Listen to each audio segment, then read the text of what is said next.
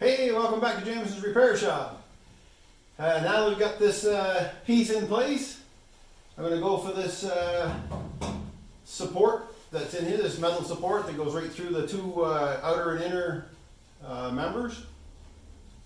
I mentioned it in the last video that I was going that way, so we took out the torque box cover, took that off, checked inside, took the brace off, all that kind of jazz. So now it's time to get to work on this right here. So, let's get at her. All right, something I don't do often and should do more of is actually taking a print with paper. And this is just 3M body paper. I had lots of it, so I just used it. It forms nicely. So I did split the joint. That went easy. I ended up actually just drilling out the spot weld holes. And it was right up to, I cut through to remind me where this stopped at. So it stopped right about there, that lower piece. And the rest is just two layers thick all the rest of the way. But yeah, the inner and outer flange were in good shape, so I decided to keep them rather than cutting it off.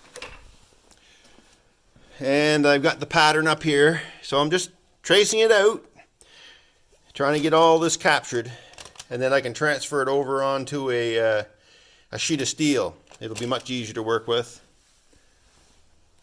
And then I can form these areas that, I'm thinking they go all the way down to here. Actually, probably all the way down to, and I looked at my books, and it doesn't look like that little tab was on there, that little piece I left on.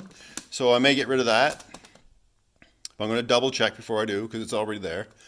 And I have to form this, and then I have to put this lip on. So I want it to look as close to the original as I can. So I'm going to take the time, try to get it done right. There, I got a piece of steel dug out. Got my paper on it. I'm going to go with a ruler and a radius tools, figure out these corners, get them all marked in nicely so I have a really clear line of sight what's going on there. And I think once I get that done, I'll probably end up having to be able to cut most of this off. But for now, I want to leave it. So there's also the arch that goes around by the door jamb. Well, there we go. Got her all cut, traced out. I used the marker to give me a line. So I'm going to cut. I'm going to cut just outside the lines a bit. Not in here. I'll probably cut right on the line for the most part. Cut this piece out. Cut that piece out. This is going to be a rough cut, and the bottom will just stay how it is. And this area here, I'm not sure how much I'm going to need on top because it's not rusted out up there, but it is over here, so that's why I did the whole thing. So I'm going to pull this back off, and we'll get at cutting it off.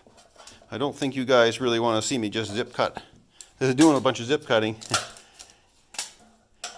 But I can get this off and give you a quick show what it's going to look like underneath. This steel really needs to be cleaned up. It's pretty rusty. All right, just let me pull this off here. Oh, tape is stuck. Come on, you. Don't be stubborn. There. So now if I just follow those outer lines, I'll probably stay. This one here, I'm going to stay inside quite a bit because I do have to flange that some, or not flange. I had to put a step in all that. So I'm going to draw just a rough out skirt of that and then cut a rough hole through. This one I will cut out. All right, there she is. There's some more work in this area. I'm probably going to have to cut that off, add a piece on there, fill this gap in. I'll figure it out. But overall, not bad. It's a little off here. This sloped out a little bit further than I estimated. But this is bang on there. The lip is not bad for just formed with a pair of vice grips. And then in here, that hole, that triangular hole, I've got it dug out. It's right on, pretty much spot on with the old one. Do a little back and forth on it. And in there, I've got it held in that by the wheel arch. Anyhow, she's looking pretty good, I think. So Yeah, it took a couple hours for sure. A lot of monkeying around and stuff like that. But anyway, next step is getting it cut in or burnt in, welded in, we'll say. And then we can, well, clean it up. It needs to be cleaned up and primed and all that jazz. I want to make sure it's primed before it goes in. Here's a look from the other side. Of course, it needs to be trimmed around the door jamb there. But other than that, it looks pretty good. There we go. Now that it's in place, I've scribed it here and over there, right over there. And I've also scribed the trim line for this. So now what I'm going to do, I'm going to take this back out and I'm going to cut just below the scribe line, and that'll give me access to do the repairs on that door jamb B-pillar area. There's not much to do there. There's some right here, and there's some on the outer lip of the other side. So yeah, we'll get that out. And also I just want to cover, I've been actually not just doing nothing. I mounted my little inexpensive English wheel on this post. It's ugly, but it's just stuff I had laying around, some 3-inch tube, round tube, and I had some 3-inch square tube, and a bit of bed frame that I had left over from when I did the bracing for the Thunderbird. Also did the bead roller, put a little handle on it, just made a little wooden knob out of some dowel. It's no big deal, no bearings or anything, it's just if it wears out, I'll replace it. I'm not done with the bead roller. I want to motorize it. The same setup, same deal. It's a little tippy though, so I have to readjust those feet. I don't know where I had it sitting when I did it. This one's good. This one's pretty solid. This is the one that will take some motion. So who knows what I'll have to stand on that. I'll have to stand on that angle, I guess. This one, once it's motorized, won't matter too much. The motor will take the brunt of it. Martin asked about the bead roll or the English wheel and modifying it. So Martin, this is what I did. I just took a piece of 3-inch tube. I split the tube, and of course these ones have a tail on them because you have a Princess Auto one as well. And I just cut a rectangular hole that corresponded with that, poked it all through, welded it up. It's pretty straightforward. I mean, it's all going to depend on what you have for steel or what you're buying. I don't really. To me, it's just what I have. That's what I use. I seldom buy new steel. I didn't even dress it very well. You can see all the old pieces that were welded on. Hey, I'll probably end up welding stuff to those for hanging the who knows what off of. But what else I did in here, thinking about it while we're talking about this, and I was going to do a video on this separate, but there's so many out there. Really not, I don't know, you can take your pick. There's some tuning issues with this wheel. You can see how it's all wonky on the upper wheel and the lower wheel. But what I did to firm up with these Princess Auto ones, and I think the Harbor Freight ones are the same, they're very sloppy in this adjuster. So I just took some brass. I don't know the thickness of the brass right offhand. It's just, again, stuff I had scrapped laying around, so I cut some up. And it actually... that's backed out. It actually tightened that up quite a lot, actually. So I do recommend doing that for sure. The only thing is, it doesn't want to come back down by itself because this doesn't pull it down. So may put a spring on it if it becomes an issue. I don't see it as being a big issue. It's not tight in there that it won't move up and down. I mean, I can show you. Yeah, I mean, it moves relatively easy. Well, I say that, now it won't do it for me. Yeah, it could use something. It could use a spring. Anyway, again, not that critical. Rambling on about it. What else did I want to talk about this wheel? Oh, I want to put a better handle on the bottom for the adjuster. That's yeah. I would just want to put a round one with some little. I may even modify this one. I don't know. We'll see. But that's all I did with them. So that's what I did with these things. I figured if they're up on stands and I can see them easily, I'll probably use them. And while I'm at it, talking about with Troy on Sizzle 073, we talked about this before already, but I didn't really cover what I did. So all I did was just take a piece of, I think that's 1-inch nipple from black iron, and I had a piece of that steel, and I just welded it on. It's pretty rough, just enough to clamp so the magnet holds it in place. And I threaded it. There's a bolt there. Just threaded it, put a bolt in, and when it's all the way down, it's pretty easy to get at the bolt. So I usually put it down and line it with that and tighten the bolt up. That's all you need. All right, back on the Thunderbird. All right, now I got this piece cut out in back, squared her up. I left a little about a 1/4 inch on. Now what I'm going to do, because this is just pretty much a flat piece right here, and it ends right there. And what's missing out of it is this little corner, but it looks thinner up here. So I'm just going to cut it right off up here, lay it on the table, flatten it out, lay it on the table, get the flange put back on it, put it back in. Pretty straight fix, but before I put it in, I'm going to fix whatever needs to be done in here. And there obviously is some stuff. Plus I want to treat it before I put everything back in. And I still have that hole right there to fix, that little thin spot. So I'm just going to drill that out and put a slug in there. Probably won't show doing that.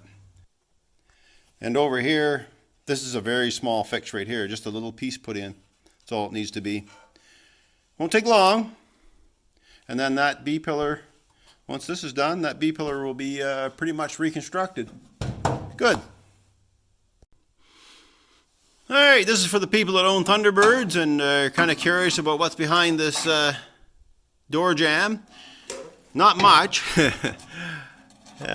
They did put a drain hole in though, and that drain hole just went right down into into here. And actually, of course, you know that if there's drain holes back here in this piece, there's a rubber boot on them, but I think that's it for the drain holes.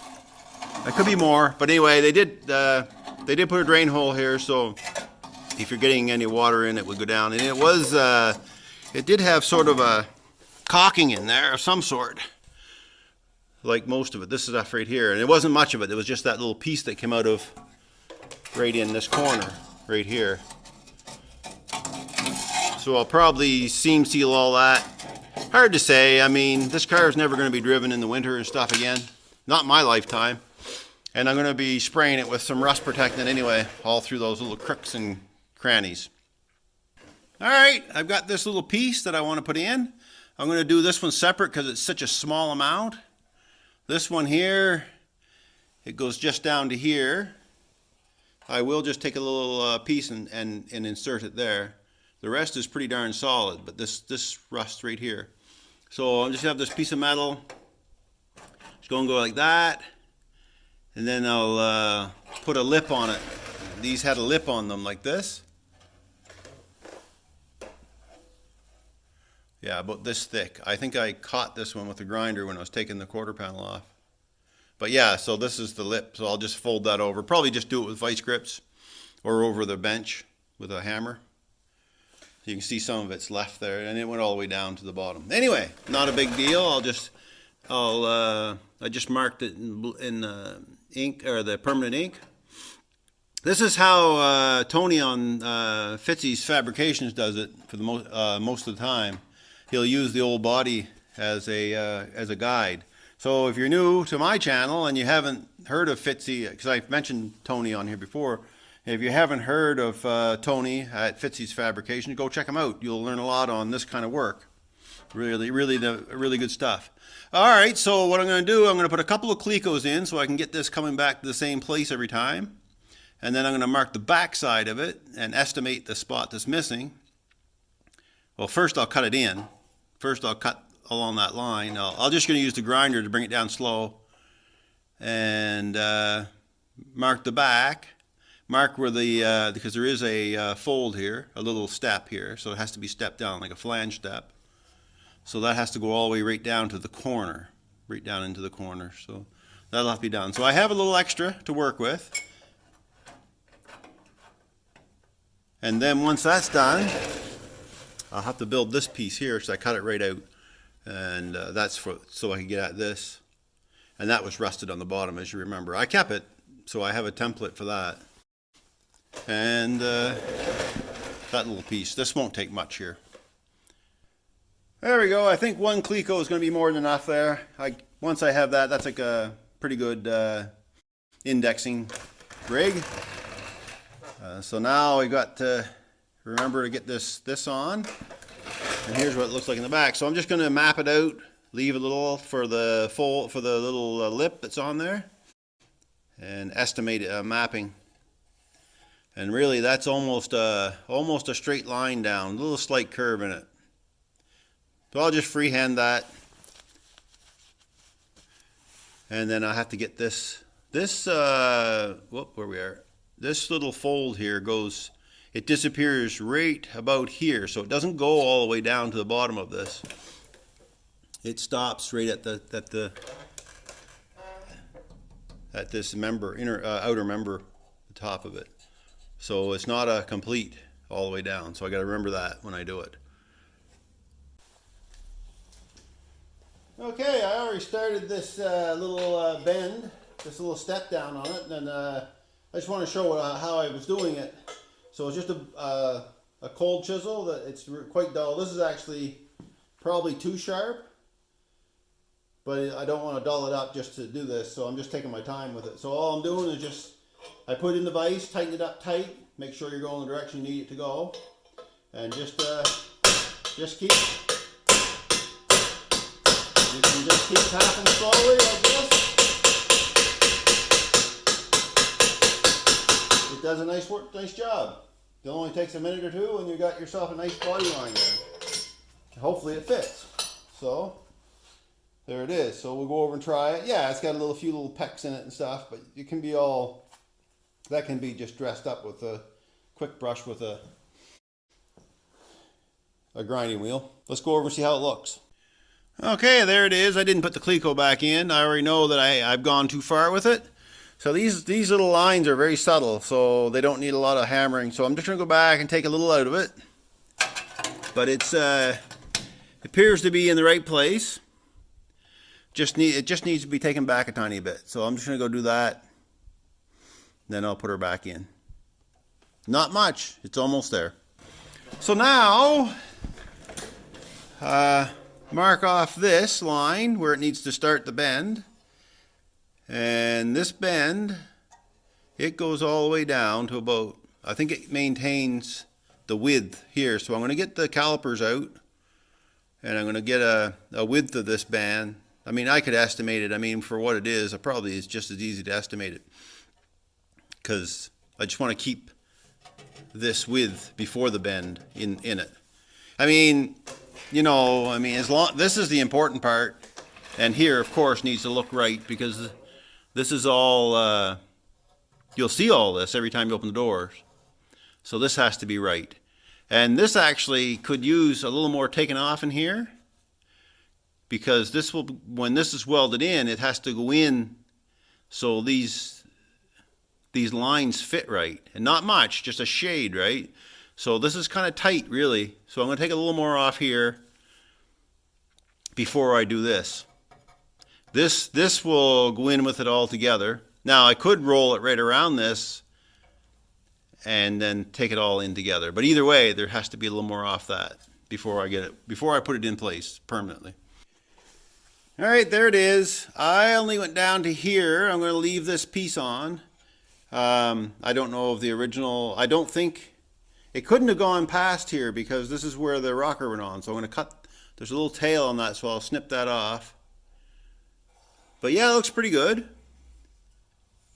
Yeah, so the rocker goes underneath all this. So yeah, the back side. So what I'm going to do now, I'm going to make up a piece, just a little piece for this corner here. This little spot right here. And weld it in, and then I'll weld this on. There now, got this piece done. I don't suspect it's 100% factory, but hey, once the skin's back on, no one's going to care. It's all done along there. Got this piece made for back here. like so. A little bit too much curve on it, but hey, it's hidden. Not going to worry about it. I say a little too much curve because down here it should have come out probably like that, but I don't think I'm going to be judged on it. Not today anyway. But I can't put that in yet, so I'll set that aside because I want to treat all this in here and then get it red oxide, done all of that red oxide before I close it all back in again. It's a perfect time to do all this. The one last thing to do on this pillar, and I mentioned it before, was this piece right here, this little bit. So what I have is a piece of 90 cut, broke a piece, cut it off, but it, you know, it's not going to fit. So I'm going to use the stretcher. Actually, I'm going to use the shrinker, not the stretcher. So I have it set up, and I'll take you over there. This is a very simple one. So basically, just shrinking this lip, this flange right here, which will be right here, or right there, whichever one I have to put in first, but it doesn't matter. And what will happen is the shrinking here will cause this to bend, to arch. So just a matter of doing a little bit of shrinking, get it to fit this, to flow in there. And once I get it to flow in there nicely, I'll cut that bad piece out. This stopped right here anyhow, and yeah, it all stopped right there. There's the termination point for this. So if I can get a piece in there, that's good. Then I can go ahead and weld it in, treat it all back here, this area, weld this other piece in, and then put the support piece in. All right, all set up to do a little bit of shrinking. This here setup, I want to, again, I want to do the same as I did to the bead roller and the English wheel. I want to get it mounted properly.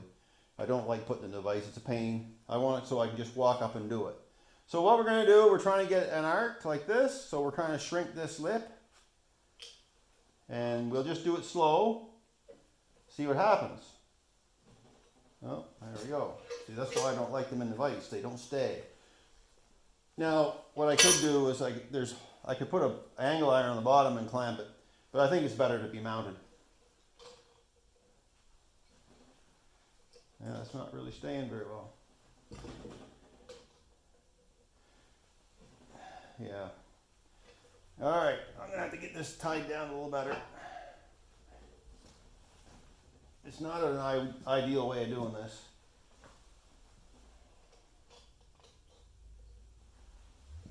There she goes. 18 gauge is, it's a lot to get this bend. Even on that tiny flange like that.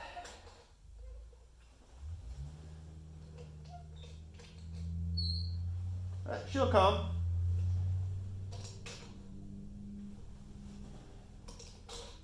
You're already starting to see the curve forming already in it. Hopefully I turned the camera on. Yeah, so you can already start seeing it, the curve. So I'll just do a few more shrinks.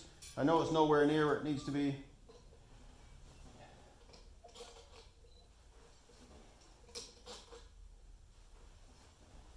If I've had this set up properly, it would be so much easier.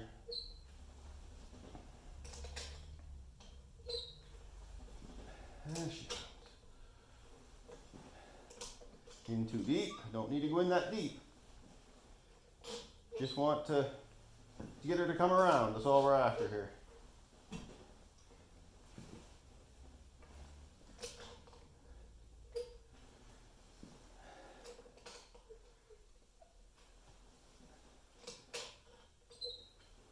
And if I go too far, I can stretch it. I got the stretcher over here. These are, this is an Eastwood set. It's a pretty nice set. Got really good grips on it. I picked it up secondhand. I think I paid $75 for the set with this box and everything. I don't know if you can see the box. Yeah, over there. So a gentleman passed away in the city, and his wife was selling off the stuff. It was too bad. He had a lot of good tools there.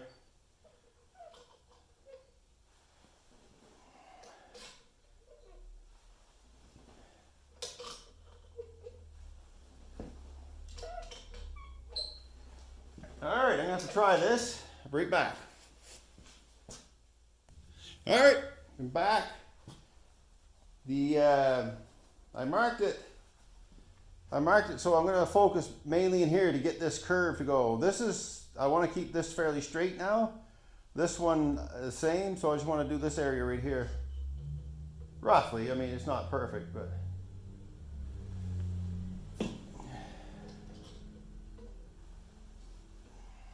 just trying to get a good wowie in it.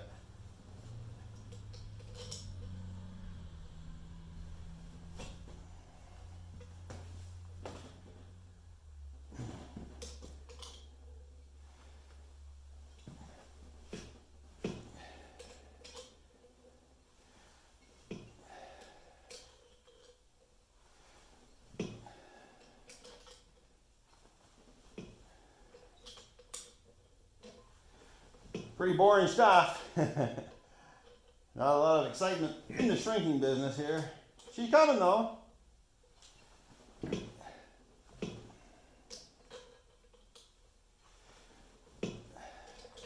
Alright, let's try that. She's coming along pretty good. Alright. So this is the top. And this is what comes down around to the rocker. So I marked it because it's good here. It fits in perfect. So I just want to get this a little bit more turned. And then after that, I'll take you over and show you on the car.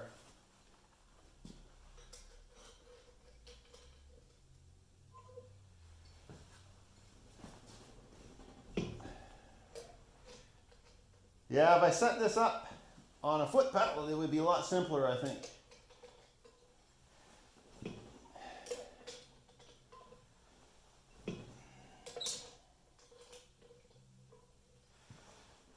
Alright, I'm going to go over. You gotta go easy on this. You can't go crazy with it. Alright, I need a little more right in here.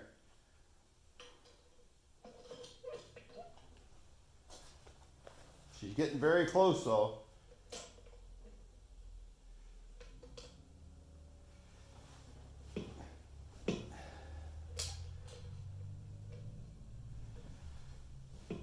And I may have to stretch. I'll probably just hammer it if it doesn't fit down right.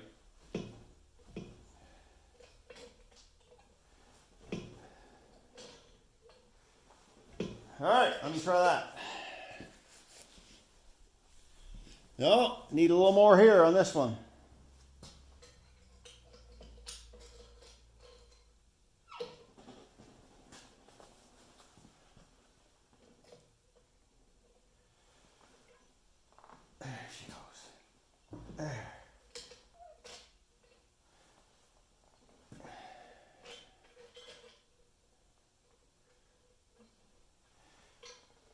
You can see it going when you're doing this. Just a little more there. And I'm going to try it again. There we go. She's fitting pretty good. Let's see if I can get it to stay there so you guys can see this. Yeah, a little shrinking. Yeah, I had to do a little bit of dollying just because it kind of got a bit of a wow in it on this part here. Not a big deal, just a couple taps with the hammer over a dolly that's shaped like that. So now that I have that, I am going to burn it in. And I think I'm going to cut it off. I'm going to start fitting it. Oh, sorry, talking and not even showing where you guys I'm doing. So what I'm going to do, I'm going to clamp it where I like it, and then I'm going to start trimming the lower part off because I don't need to take all that. I'm probably going to take it right from about here over. Yeah, I'm going to do that. So I'll clamp it on, and then I'll take the zip cut and just cut it off. All right, hang in there. We'll get her done.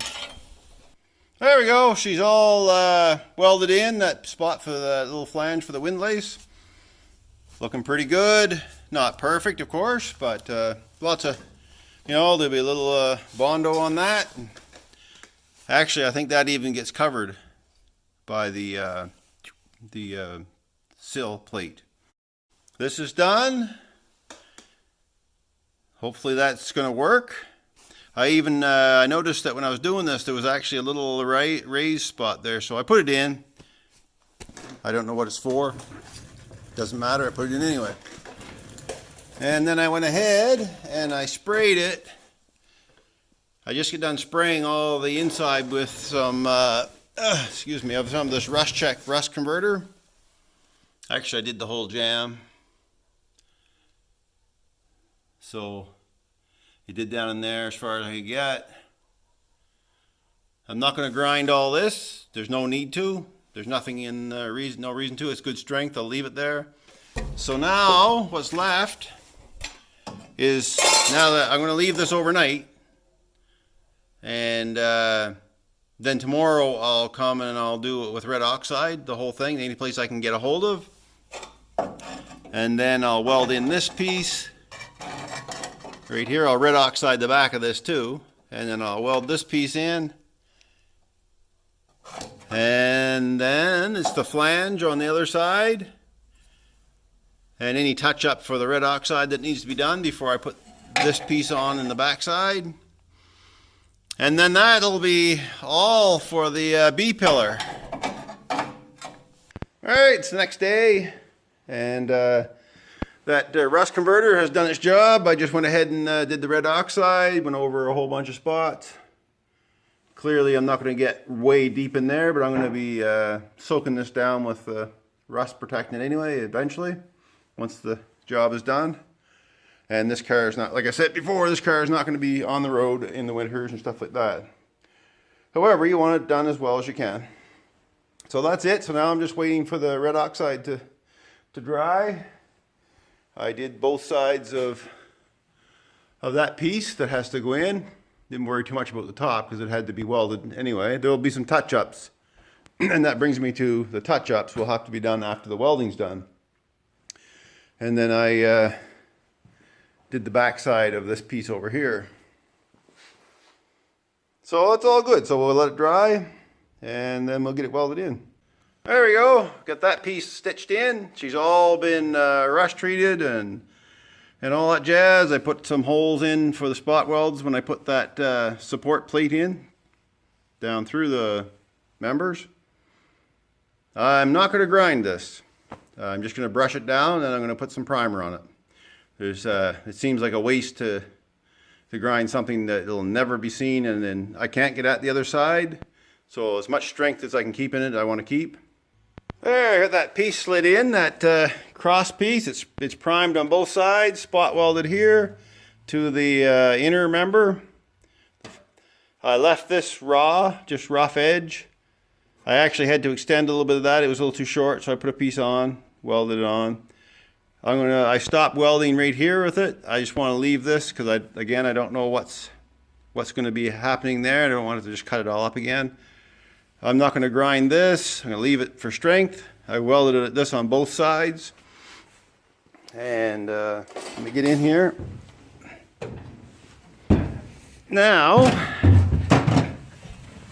so after I decided that it would be better to put this on after.